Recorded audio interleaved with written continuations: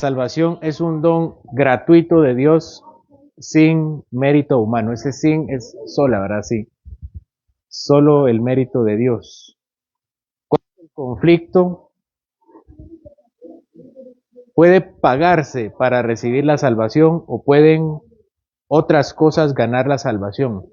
Viene del conflicto que tiene Lutero con las bulas que se están vendiendo para construir la Basílica de San Pedro. Johann Tetzel hace que Lutero empiece a pensar si realmente podemos comprar cualquier cosa que venga de Dios. Cuando él da su cátedra de Romanos y Gálatas, estudia la palabra y se da cuenta que dice, pero el justo por la fe vivirá. Y entonces se replantea cuál es el mérito para la salvación, qué ve el Señor en nosotros. Lutero dijo una frase que es, me vi a mí mismo y vi imposible salvarme. Vi a Cristo y vi imposible perderme, dijo Lutero, ¿verdad? Entonces Lutero, después que se confesaba hasta 8 horas y se sentía poco sincero, se daba cuenta que Dios era inalcanzable. La santidad de Dios era grande, el hombre era incapaz y se molestaba y de hecho se llegó a enojar con el Señor porque este era un Señor que le demandaba una justicia perfecta, pero se daba cuenta que él era un hombre imperfecto y que por mucho que él se esforzara, no podría llegar jamás a la justicia del Señor, hasta que se dio cuenta que la justicia del Señor se recibía por fe gratuitamente. Y aquí en la contrarreforma también se desarrolla la base de la justificación. Antes no sabían realmente cómo era salvo, uno nacía casi que salvo. Estaban los padres que eran cristianos por denominación, por nacimiento, tenían hijos, los bautizaban y entonces automáticamente ya eran salvos. Nosotros bueno, aparte de tener nosotros el seminario, también tenemos una editorial que se llama Dort Publicaciones. Ahí salió un libro que se llama La historia, ya se me olvidó, La teología sacramental de la Edad Media. Así se llama el libro. La teología sacramental de la Edad Media. Entonces, durante la Edad Media, antes del tiempo de Lutero, la gente no estaba muy segura para qué servían los sacramentos. Tomás de Aquino decía que había una cantidad de sacramentos, Abelardo decía que había otra, Duns Scotus decía otra, hubo hasta 30 y tantos sacramentos y nadie se ponía de acuerdo qué eran los sacramentos. Así que no se habían no se habían sentado a platicar realmente cómo se recibía la gracia del Señor. Lutero es quien viene y les dice, la gracia del Señor no se recibe por el sacramento, sino que se recibe por una declaración judicial. ¿Qué es una declaración judicial?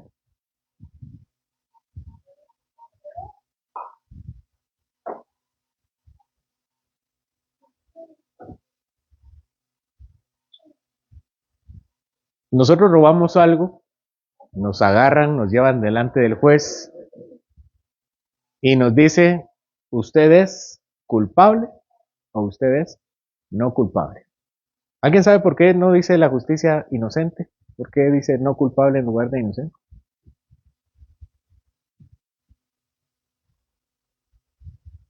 Uno puede pensar, pues lo mismo, ¿no? No culpable es inocente.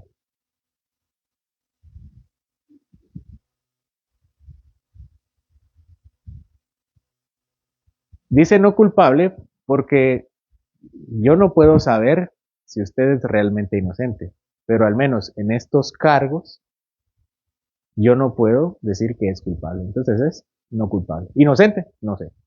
No va a salir de mi boca. Simplemente voy a decir que culpabilidad no, por este caso no. Pero el Señor sí dice de nosotros es una inocencia. Esto se llama la justificación por la fe. La justificación sustitutoria. Alguien se pone en el lugar nuestro y recibe nuestra condena y nosotros recibimos la inocencia por los méritos de Jesucristo. Esa es sustitución. Yo estoy en el banquillo, seré condenado, el Señor desea para mí, Dios desea para mí una justicia perfecta, y nos condenará y nos enviará al infierno. Y el Señor Jesucristo dice, no, yo, en vez de él. Esta teología se desarrolla también, Martín Lutero empieza a ver de dónde se desarrolla esta teología de la sustitución. Y es realmente una forma en que el pueblo de Israel entendía que era el perdón.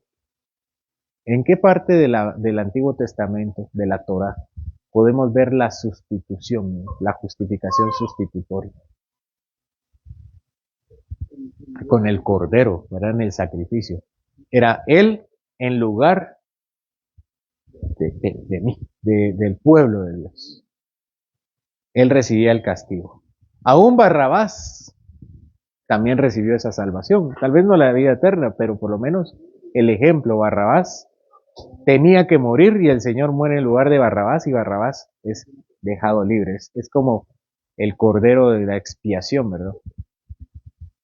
Y de ahí nosotros también tenemos nuestra frase, Él es el chivo expiatorio. ¿Sí saben qué es el chivo expiatorio? ¿Para qué se usa esa frase? Que están encontrando un culpable y no encuentran quién, pero necesitan ponerle la culpa a alguien y lo toman y le dicen, este es mi chivo expiatorio porque a él lo vamos a juzgar y lo vamos a condenar. A él lo vamos a culpar. Es un sustituto. Entonces Pablo dice, Lutero dice, la gracia del Señor se recibe de manera sustitutiva, solamente de parte de Dios, sin mérito mío. Y la Iglesia Católica Romana empieza después a replantearse cómo se recibe la gracia del Señor. Solo recordemos de dónde viene Lutero y toma una gracia por sustitución.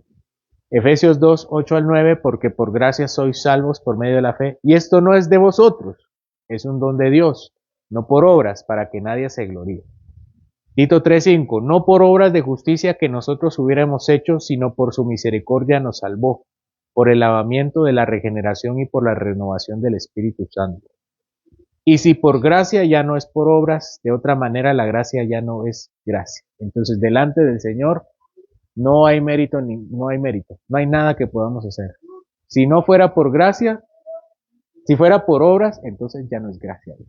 No tiene sentido hablar de gracia si nosotros podemos alcanzarlo, si nosotros podemos lograrlo. Entonces la Iglesia Católica Romana en la Contrarreforma empieza a desarrollar su teología sacramental. Y ya en la Contrarreforma se establecen 7 sacramentos. Antes no existía eso. Había debate sobre si el lavamiento era un sacramento o no era un sacramento. Algunos, como les digo, este libro es muy de David Schaff, yo se lo recomiendo. Uno cree que todo ha sido blanco y negro a través de la historia, pero no. La Iglesia Católica Romana empieza a ser católica romana en la Contrarreforma. ¿Qué dicen ellos? De cierto te digo que el que no naciere de agua y del Espíritu no puede entrar al reino de Dios. Y aquí el agua se refiere al bautismo. Y tenemos Hechos 2:38, Pedro les dijo, arrepentíos y bautícese cada uno de vosotros en el nombre de Jesucristo para perdón de pecados y recibiréis el don del Espíritu Santo. Otra vez, nuestro propósito no es pelearnos con versículos, tirarnos, ¿no? Aquí tengo yo los míos, mis favoritos, y te los tiro. Y sé cuáles me van a tirar. Se trata de entender qué es lo correcto, qué es lo verdadero, cómo, cómo lo resolvemos. ¿Qué piensan?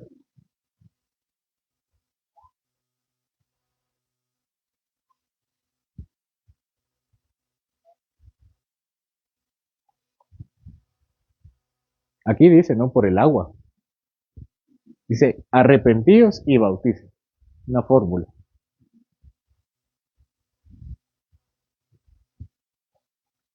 Y recibiréis el don del Espíritu.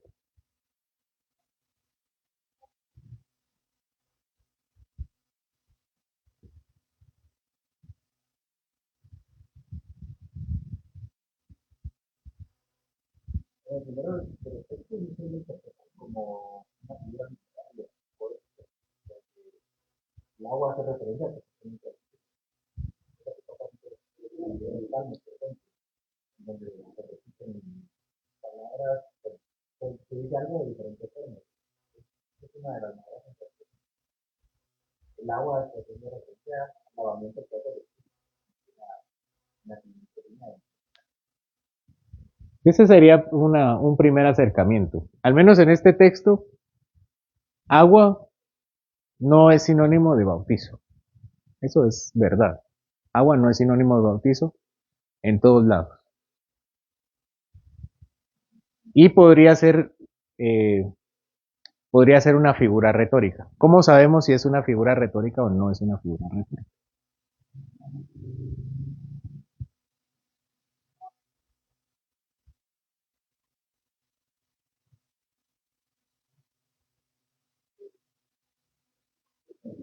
Revisemos la fórmula de la salvación. Dice, nacer del agua y del espíritu y arrepentidos y bautices.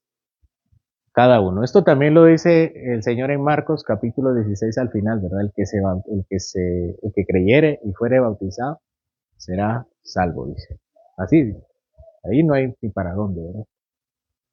Y no se trata de ver cómo truqueamos el texto, sino qué significa. De eso se trata. Primero, en la Biblia no hay contradicciones. O la gracia se recibe por justificación, por fe, o a través del bautismo. No hay de otra. ¿Qué hacemos con esto? Bueno, lo que hay que hacer es revisar toda la evidencia alrededor, no solo el texto. ¿Qué vemos en la evidencia? El bautismo, el bautismo de nuestro Señor Jesucristo, del Nuevo Testamento, no es universal. Empieza con nuestro Señor Jesucristo. Vemos que Apolos, estaba bautizando con el bautismo de Juan y le dicen, mira, ¿se recuerdan esa parte, verdad? ¿Quién fue que le dice?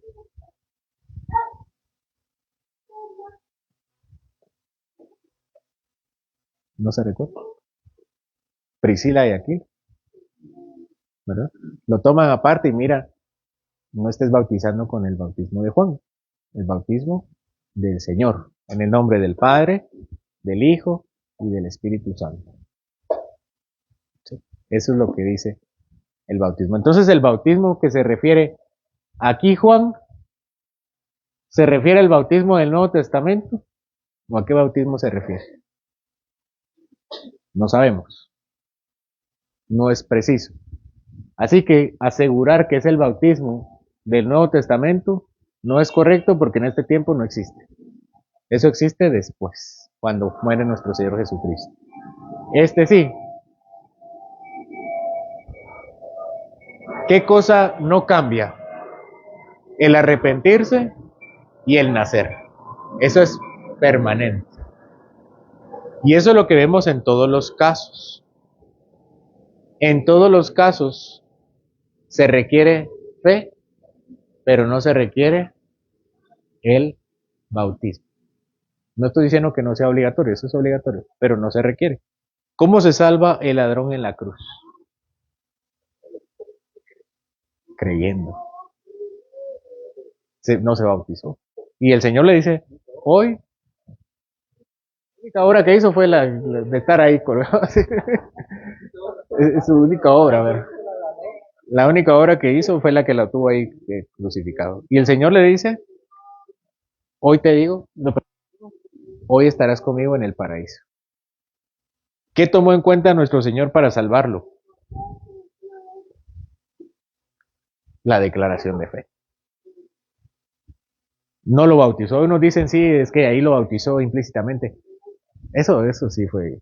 Estamos haciendo un estudio serio de la palabra. Leer lo que dice. ¿No? Para inventárnoslo, mejor inventémonos cosas un poco más creíbles, ¿verdad? Entonces, no lo bautizó. Y eso es lo que vemos. Cuando el Señor dice en Marcos 16, el que creyere y fuere bautizado será salvo, tiene una siguiente parte. ¿Qué dice la siguiente parte? Mas el que no creyere. Ahí está. Entonces, la gracia se recibe por creer, no por bautizarse. Eso sí, el lavamiento viene intrínsecamente ligado a la salvación como las obras a la fe. Entonces, si alguien dice, yo creo, bautícese, no me quiero bautizar, usted no tiene fe. De entrada quiere venir al reino del Señor a poner sus propias reglas, a que sea su reino. No, usted no ha entendido qué es el reino del Señor. Entonces eso es lo que tenemos aquí. Que las fórmulas fueron arrepentidos y bautícese, porque eso fue lo que hicieron, pero lo que dice Pablo es la forma de la salvación. Porque no se contradice. Pablo dice, obras, solo por creer, por fe. Así se recibe la gracia. Pablo explicando cómo se salva, no menciona el bautismo. Pero en los ejemplos que tenemos, predican, crean y bautícense. ¿Verdad? De hecho, no solo dice eso. También vemos que cuando se bautizan son unidos a la iglesia y son agregados a la iglesia los que han de ser salvos. Dice Hechos. Empiezan a tomar la comunión, empiezan a vivir en buenas obras.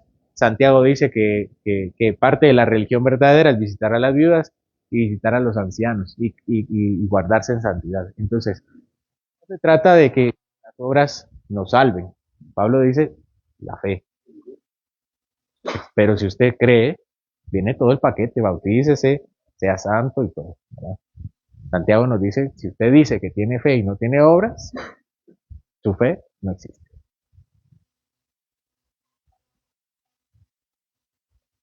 Bueno, continuamos. Solo Cristo. En el desarrollo de las 5 solas, este fue bastante tardío. Esto no lo dije, pero las 5 solas no la hicieron los reformadores. Eso es algo del siglo XX, que vieron en el pasado y dijeron, hay como que 5 doctrinas que encajan en este sistema. Así que las 5 solas no las conoció ni Lutero, ni Calvino, ni nadie. Esas se hicieron en el siglo pasado. Pero es una forma de entender el pensamiento de los reformadores. Bueno, esta es bastante tardía, que es Cristo.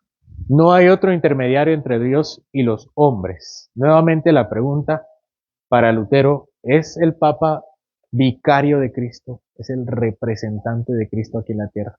La autoridad de Dios. Esto fue en 1517, pero la pregunta acerca del vicario de Dios ha estado en la iglesia desde siempre.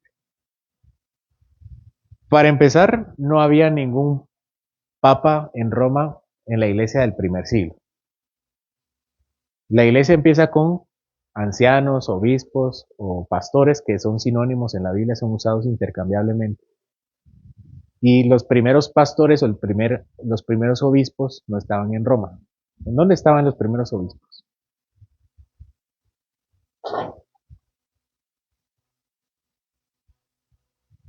¿Se recuerdan?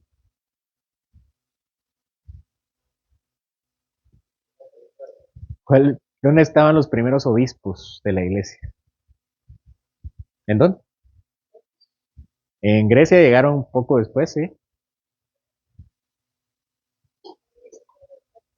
Obispo es pastor, anciano, episcopo, si quieren un griego literal. ¿Qué otra forma hay de llamarlos? Pastores, ancianos, supervisores también. Es una forma de traducir la palabra. ¿En dónde estaban? Superintendentes también. Estaban en Jerusalén, porque ahí nace la iglesia.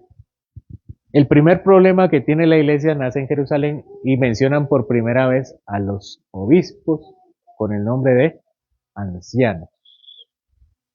Los ancianos, según Pablo, son los episcopos, palabra traducida como obispo. Y así que si alguien dice ese pastor no es obispo, pues si es bíblico, el pastor es el obispo o el anciano. Pero eso es intercambiable en el Nuevo Testamento. Así que los primeros obispos o ancianos están en Jerusalén y la primera vez que se mencionan fue en Hechos capítulo 15, cuando tienen un problema acerca de judaizar y se reúnen y los ancianos celebran el concilio de Jerusalén. No llegó el Papa porque no había Papa. No había nadie en Roma.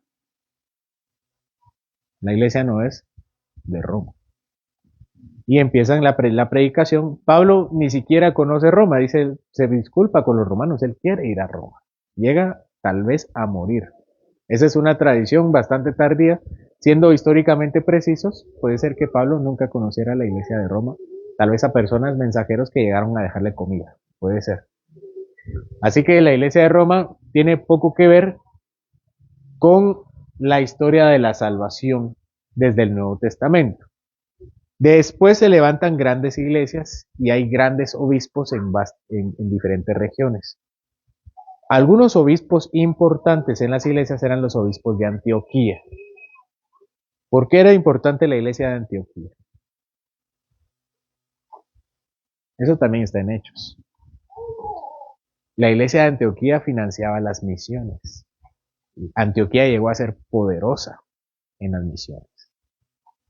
Después se levanta otra región que es Alejandría. Alejandría llegó a ser poderosa también porque era una ciudad de comercio. Entonces aquí tenemos tres grupos importantes de obispos, que eran los obispos de Jerusalén, los de Antioquía y los de Alejandría. Y hasta por el siglo III, los obispos de Roma y el obispo de Roma principalmente empieza a tener fuerza por la capital de Roma. Y después, con Constantino, los obispos de Constantinopla, y empieza a levantarse uno en cada región. Y a esto se les llamaba los 5 patriarcas. El patriarca de Constantinopla, el patriarca de Roma, el patriarca de Antioquía, de Jerusalén y de Alejandría. Y habían peleas entre ellos, principalmente entre Constantinopla y Roma porque eran ciudades políticas. Y así pasaron mucho tiempo. Jerusalén cayó, el patriarca también cayó, los patriarcas también cayeron ahí, también en Alejandría y en Antioquía. Y quienes quedaron fueron los patriarcas de Constantinopla y el de Roma. Y entonces viene el de Roma y dice, ustedes se tienen que sujetar a mí. Y vino Constantinopla y le dijo, nosotros somos iguales. Y esa pugna duró bastante tiempo hasta que en el año 1050 los musulmanes estaban invadiendo Constantinopla y le piden ayuda al Papa de Roma. Y el Papa de Roma le dijo, ahí vamos a llegar. Y hasta hoy sigue esperando porque nunca llegaron. Ese fue uno de los grandes problemas que exacerbó la división entre estos dos patriarcados. Cae Constantinopla y entonces por eso la Iglesia Católica Romana empieza a tener un auge bajo las alas de Carlomagno, bueno, unos siglos antes bajo Carlomagno y los emperadores de Francia. Por eso tenemos un papado tan fuerte. Si los musulmanes se hubieran ido por Francia, entonces el papado que existiría hoy tal vez es el de Constantinopla. ¿Cómo terminó la historia? En el año 1050 se separa la iglesia. Llega un comisionado de la iglesia de Roma, del Papa de Roma, del patriarca de Constantinopla, con algunas malas noticias para resolver un asunto doctrinal, y se enoja el patriarca de Constantinopla y le dice, lo recibe mal, se enoja el mensajero y le dice, ¿sabes qué? El Papa te excomulga. El Papa ni cuenta que el mensajero llevaba ese mensaje y le dice al patriarca, el Papa te excomulga. Así le dice, ve a decirle al Papa que yo lo excomulgo a él.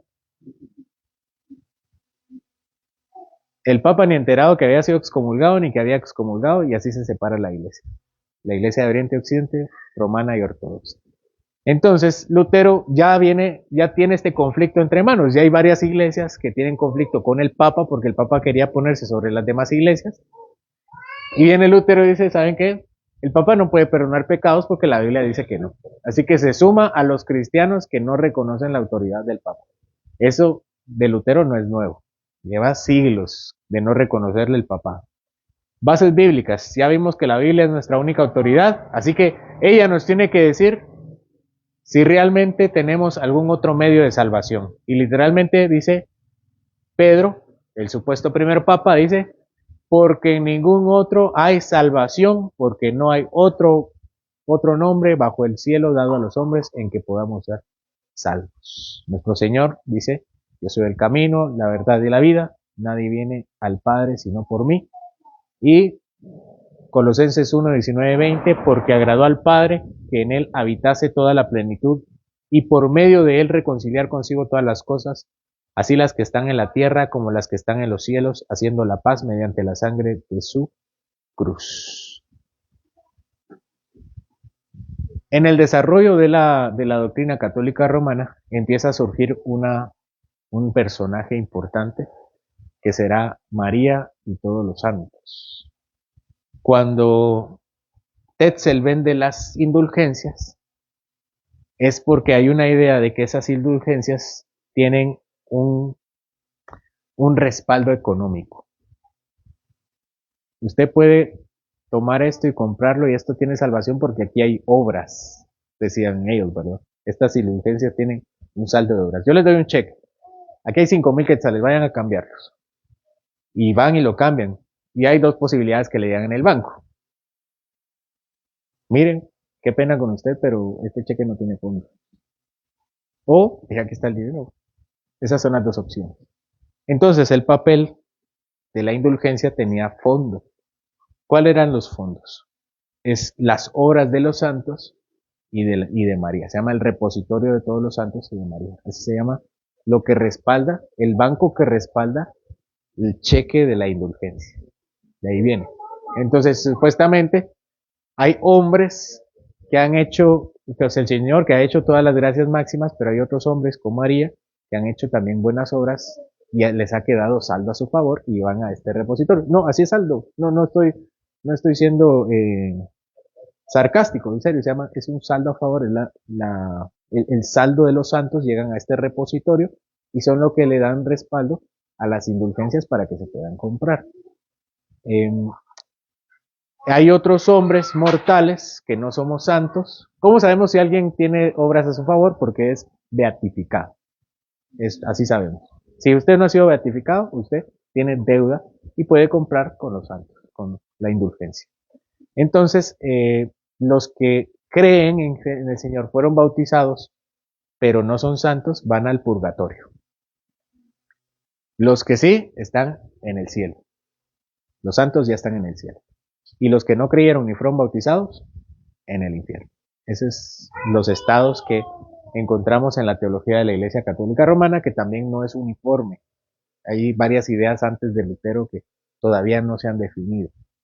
Y eso es lo que pensaban ellos, y ese es el respaldo de la indulgencia. Y Lutero dice, no, aquí todos estamos en saldos rojos.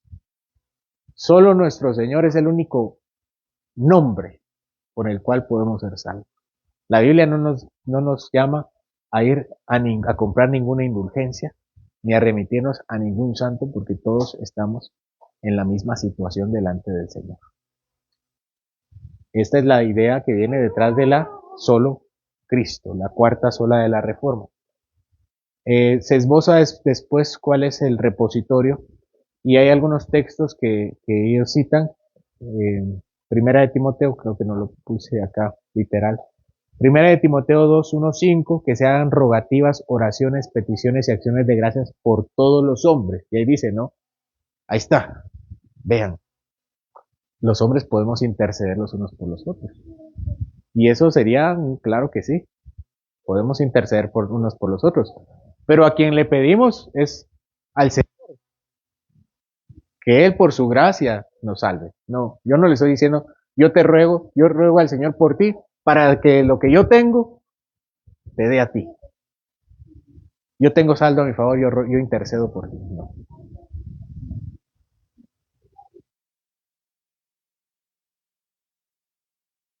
Sí, al contrario, la lógica es interceder unos por otros porque todos tenemos necesidad. En Juan hay varias referencias de Juan a María. El Señor le dice el Señor le dice a Juan, cuando está crucificado, mujer, he ahí tu hijo, y después le dice a Juan, he ahí tu madre, ¿verdad? Está colgado, y le dice a Juan, ahí está tu madre, y a María, ahí está tu hijo. Entonces, supuestamente eso es para decir que ella es madre espiritual de todos nosotros. Otra vez, hay que ser serios para interpretar la escritura. Solo eso dice. El texto solo eso dice. Cuando nosotros tomamos una doctrina, estamos seguros de que lo que dice es lo que quiere decir y no ver algo más allá. Algo que cualquier padre desea de sus hijos es que le obedezca y que le obedezca sin tratar de truquear la norma. ¿Sí? Mire, vaya a recogerme, dejé una ropa tirada allá en mi cuarto, vaya a recogérmela por favor, que no esté en el suelo.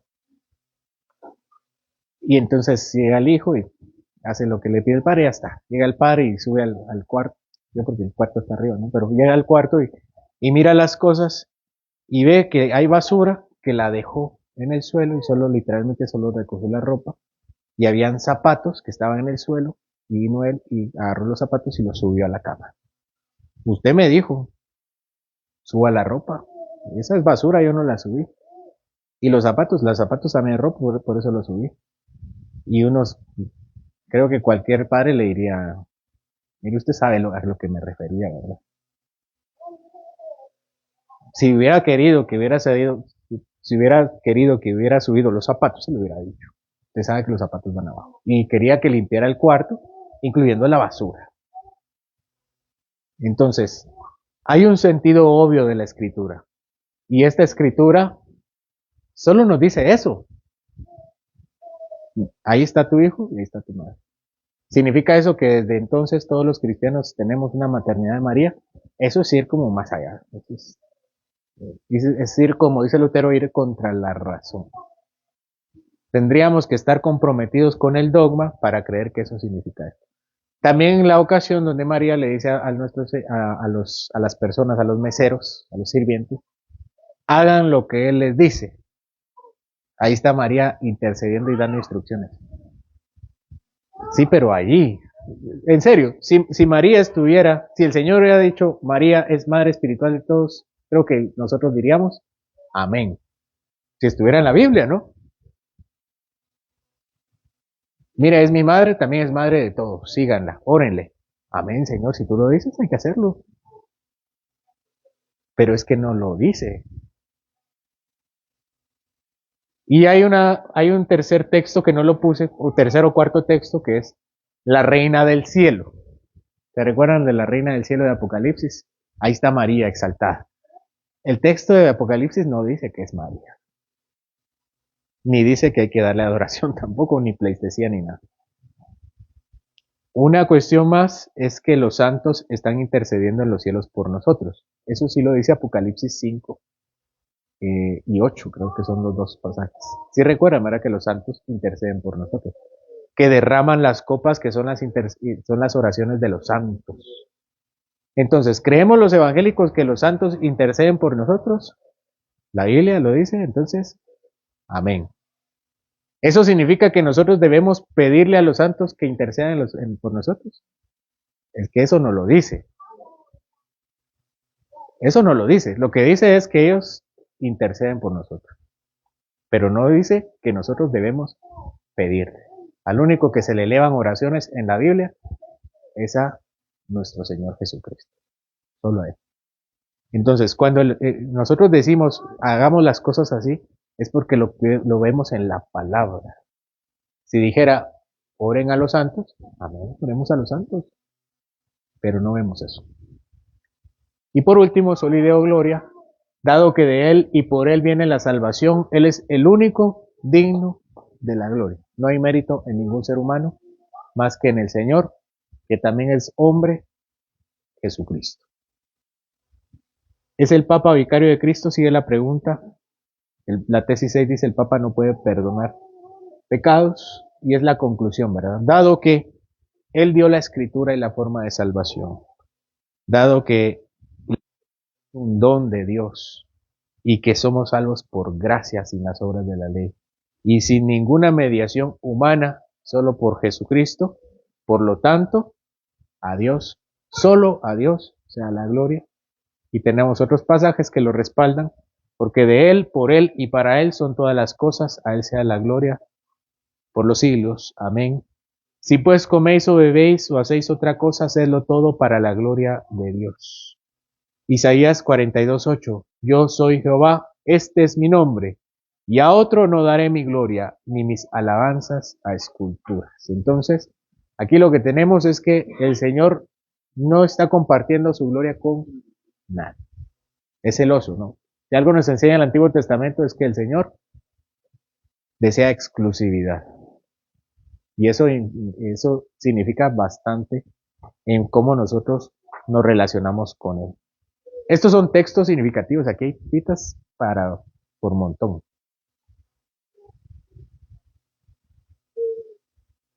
Aquí tengo el texto, ¿no? Apocalipsis 5:8, los 24 ancianos se postran y ofrecen oraciones a Dios. La tradición católica interpreta que los santos en el cielo pueden presentar oraciones ante Dios. Y sí, los santos en el cielo están orando, cantando, dando gracias al Señor. Pero una cosa es saber que están haciendo eso y otra cosa es que nos pidan a nosotros que que los reverenciemos de otra forma. Lucas 1:48, desde ahora me dirán bienaventurada todas las generaciones, como una interpretación a venerarla.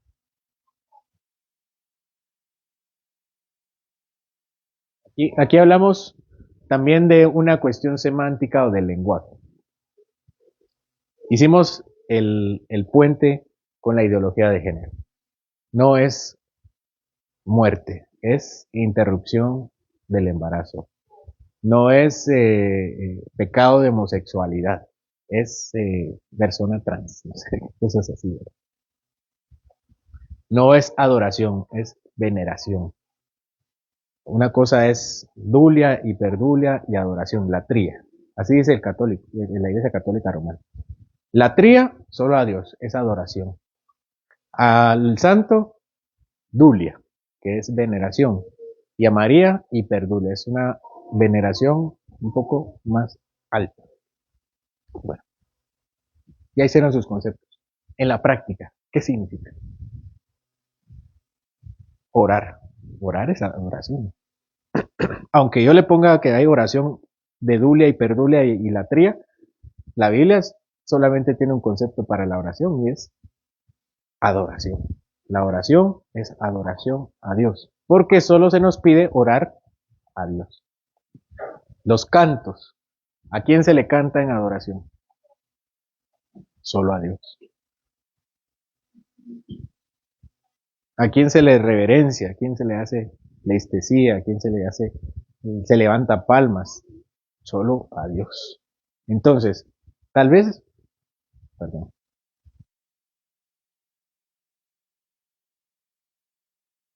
tal vez lo pensaron bien, que sí lo pensaron bien, en tratar de definir los conceptos, pero en la práctica no existe eso, no existe.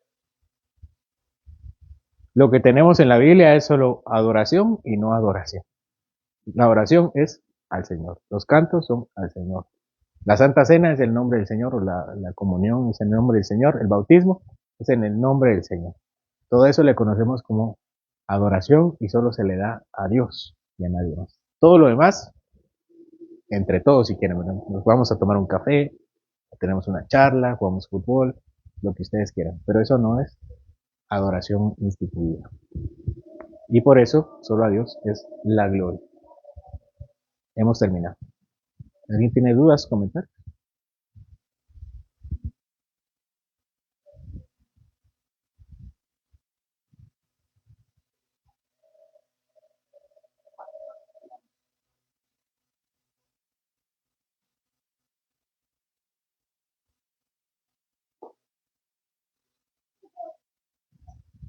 Adelante.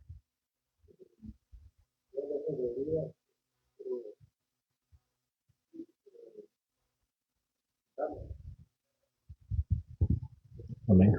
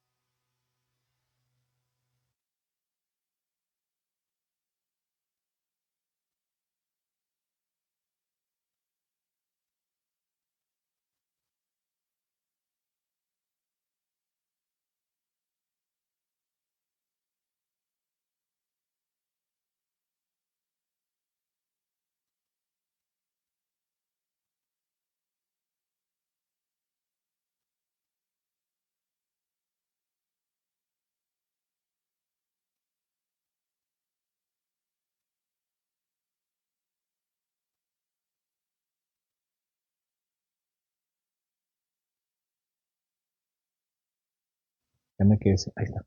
Gracias por las palabras. Usted me recordó a dos frases de Lutero, aprovechando el contexto. En las iglesias a veces caemos en ciertos parcialismos, de enfatizar una cosa sobre la otra. Y tal vez el pecado de la iglesia evangélica, uy, hace 20, 40, tal vez no fue el mismo, pero hoy es una iglesia que solo experimenta, que les gusta solo las experiencias, las sensaciones, y obviamente nosotros debemos entregarle nuestra experiencia al Señor, ¿verdad? Cantar con gozo, con paz, con amor, todo. Y eso tiene que hacerse. Y Lutero decía que la razón humana es como un caballo, un hombre ebrio subiéndose a un caballo. Se sube por un lado y se cae por el otro. Y obviamente se sube de ese lado y se cae por el otro. Es decir, empieza a enfatizar una cuestión y lo hace tanto que se desvía completamente. Entonces el hecho de priorizar la experiencia hizo que se cayera este hombre ebrio. Lo que debemos hacer es guardar todo, ¿verdad? La palabra nos manda a que la iglesia debe predicar la palabra, debe evangelizar, fuertes énfasis en misiones, en evangelismo, cuidar matrimonios, en consejería, en los niños, en todo. Es que uno no puede descuidar nada. Y hay hermanos que dicen, lo que pasa es que en la iglesia se ha perdido el amor por la historia de la iglesia. También tiene que hacer eso en la iglesia. Por la defensa de la fe, la apologética. También tiene que hacer la defensa de la fe. Por los matrimonios. También tiene que cuidar los matrimonios. Por los niños. También tiene que cuidar los niños. No hay que descuidar ningún aspecto. La iglesia nunca debe descuidar ningún aspecto. Entonces hablamos de no iglesias perfectas, pero sí de iglesias sanas, que son iglesias que equilibran, ¿verdad? ¿Cuánto hablamos nosotros de dinero aquí en la iglesia, digamos? ¿O cuánto debería hablarse sobre el dinero? Lo que la palabra dice. Una iglesia que no habla de dinero está descuidando lo que la palabra dice. Y las que solo hablan de dinero también están torciendo, pero en otro lado, ¿verdad? Entonces hay descuidos importantes. Y, la otra frase de Lutero que recuerdo es que él dijo, yo no hice nada. Al final de sus días, Europa era completamente diferente. La reforma fue un evento que cambió la vida de Europa. Y le preguntaron a Lutero qué había pensado del incendio que hizo en su región. Y dijo, yo no hice nada. La palabra lo hizo todo. Él dijo, yo solo prediqué. Y cada quien lo puso en su corazón. Entonces, eso es lo que debemos hacer, predicar la palabra. Y a veces la palabra está en la historia de la iglesia, a veces está literalmente en la predicación, a veces en una exhortación. ¿Alguien más tiene otro comentario o alguna duda para cerrar el espacio? Joel.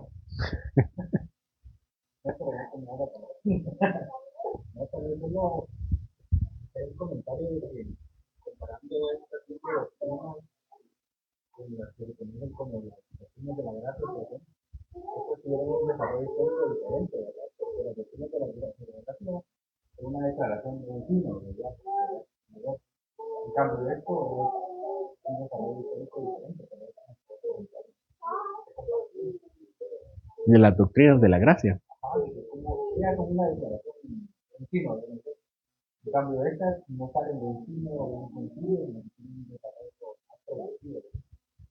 Bueno, Joel se refiere aquí a otras cinco se les conoce como las cinco doctrinas de la gracia, las doctrinas de la gracia, que es la siguiente conferencia, que es el 13 de noviembre, en el aniversario del... No, mentiras, pero si quieren la hacemos, ¿no?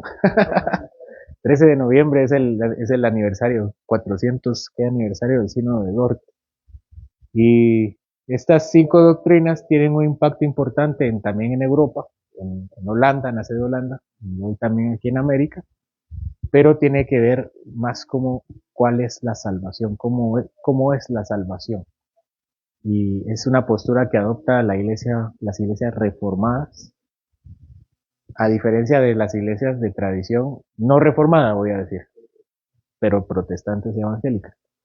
La iglesia reformada hoy tiene en sus leyendas iglesia reformada, y las iglesias no reformadas se conocen hoy como, al menos en Guatemala, pentecostales, bíblicas, fundamentalistas, con esos nombres. eh, lo que no, lo evangélico, no católico ni reformado, ¿verdad? Eso es. Y estas 5 doctrinas tienen que ver con la salvación, pero creo que aquí tendríamos que meternos a otra exposición de por lo menos una hora. ¿Algo más que tenía que decir? ¿Sí? Solamente. Bueno, ¿estamos? Los invito a adelante.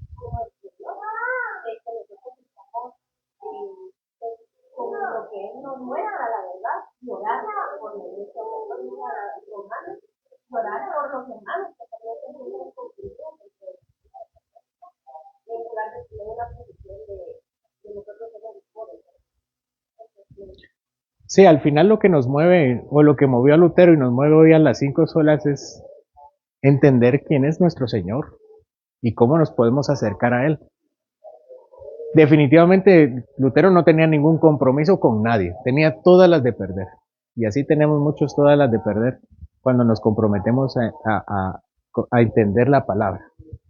Creo que con sinceridad hay muchos en la Iglesia Católica Romana que buscan al Señor, pero cuando entramos con sinceridad a la palabra del Señor, nos damos cuenta que nos traza otro camino, otro camino.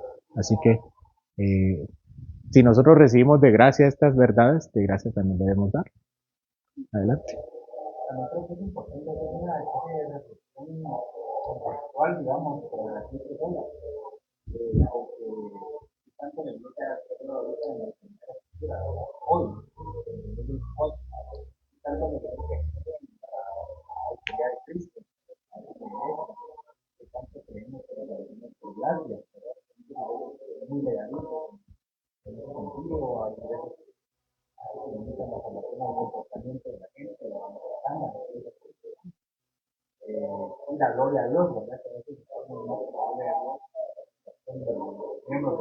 Del cliente.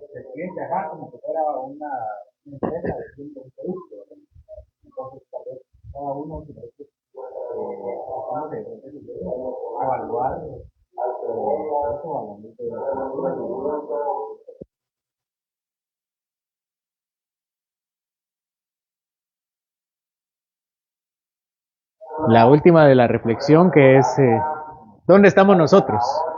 Al menos en la escritura, la iglesia evangélica ya no cree en la autoridad de la escritura, cree en la autoridad del profeta, del apóstol y lo que yo le llamo el papastor, ¿verdad?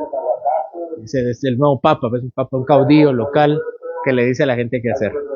Ya no somos salvos por gracia, sino por llegar a la iglesia, ya no es por la fe, sino por todo lo que participamos, por nuestros dones, por lo que damos, el dinero, cómo lo invertimos. Ya no hay indulgencias, ahora la indulgencia es el diezmo. Y la salvación se ha perdido en la iglesia evangélica. Ya no sabemos si es más peligroso entrar a una iglesia católica romana o a una iglesia evangélica. Bueno,